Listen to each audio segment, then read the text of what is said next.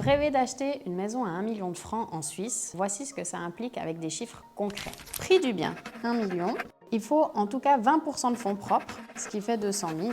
Dans les 20% de fonds propres, il faut au minimum 10% qui proviennent d'une autre source que de la LPP. Du cash, des travaux personnels, du troisième pilier, une donation, ça peut être d'autres sources. Et puis le reste peut être en LPP. Et il faut compter aussi les frais d'achat. Les frais d'achat, souvent on les sous-estime, mais il faut bien compter 5% de frais d'achat. Quand on parle de frais d'achat, en fait, c'est les frais de notaire, les frais de registre foncier, les droits de mutation, donc ça veut dire impôts. Enfin, tous ces petits frais annexes en fait qui viennent s'ajouter, aussi la constitution de cédule hypothécaire. Et puis ça, c'est 5%, donc 50 000 environ, parce que ça peut varier. En plus des 200 000 francs de fonds propres que vous devez amener à la banque, il y aura aussi les frais d'achat, 250 000 francs en tout.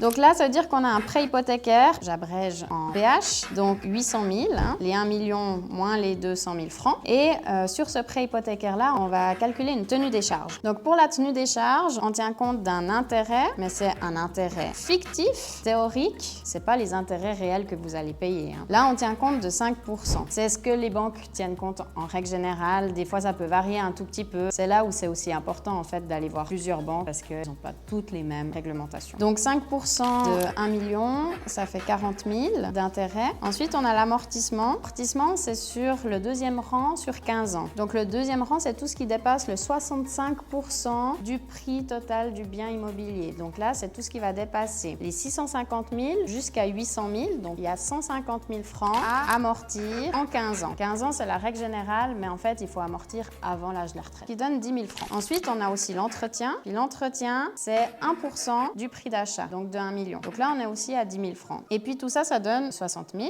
Donc 60 000 francs de tenue des charges. Il ne faut pas que les charges dépassent le 33% de votre revenu. Ce qui veut dire que 60 000 x 3, on est à 180 000 francs de revenus bruts. Donc pour acheter un bien à 1 million, il faut 180 000 francs de revenus bruts. Donc prenez contact avec plusieurs banques ou un courtier en financement pour pouvoir analyser les différentes possibilités auprès de différentes banques. À bientôt pour plus de conseils.